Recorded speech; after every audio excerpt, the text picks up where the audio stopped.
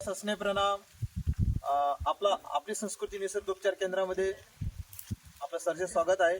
आमचं 7 दिवसीय निवासी पंचकर्म शिबिर चालू आहे. या शिबिरामध्ये आपल्या छत्रपती संभाजीनगर येथून माझ्याच परिचय आपल्या ताई आलेल्या आहेत, ज्या आमच्या नाट्यशास्त्र विभागामध्ये शिकत होत्या.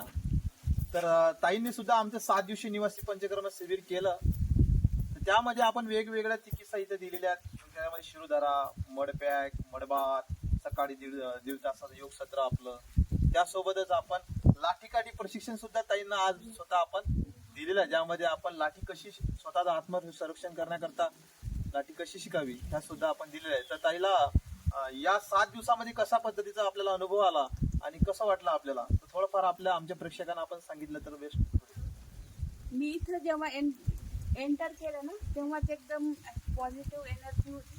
आणि इथला दिवस असं सकाळी 5:30 वाजल्यापासून सुरू होतो. 6 वाजता योगा असतो. योगा 1.5 ते 2 तास चालतो. योगा करतानाही आम्हाला खूप मजा वाटली. 1-2 दिवस थोडासा त्रास झाला, पण नंतर आता 6-7 दिवस झाल्यामुळं आम्हाला आमच्या शरीराला त्याची सवय झाली. आणि ती हवा वगैरे खूप छान आहे.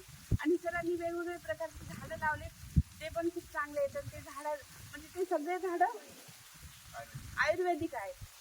त्या प्रत्येक झाडांचं पानांची ओळख करून दिली, ते कशासाठी वापरतात ते पण सांगितलं. आणि खूप छान वाटलं. मन प्रसन्न पण झालं आणि सगळी निगेटिव्हिटी निघून गेली. आणि असं वाटतं की आणखी 7-8 दिवस इथेच राहावं. खूप छान वाटलं. माहेरासारखं वाटत हा, माहेर खूप छान वाटलं. मला पहिल्यांदा कसं वाटलं इथून जाऊच नाही, असं कधी मला वाटत नाही, पण असं वाटलं. आणि पुढच्या वेळेस नक्कीच येऊ. आणि पंचकर्म वर्षातून एकदा तरी करायला पाहिजे. वर्षातून एकदा, नाही तर 2-3 वर्षाला एकदा. खूप छान वाटलं. बघा. आरोग्य बांधवांनो, आपल्याला सुद्धा शरीर शुद्धक्रिया करायची असेल, त्यासोबत निसर्गोपचारचा आनंद घ्यायचा असेल, ते बी निसर्गाच्या सानिध्यामध्ये, तर खरोखरच आपण एक दिवस आपली संस्कृती निसर्गोपचार केंद्राला भेट द्या आणि मला कॉल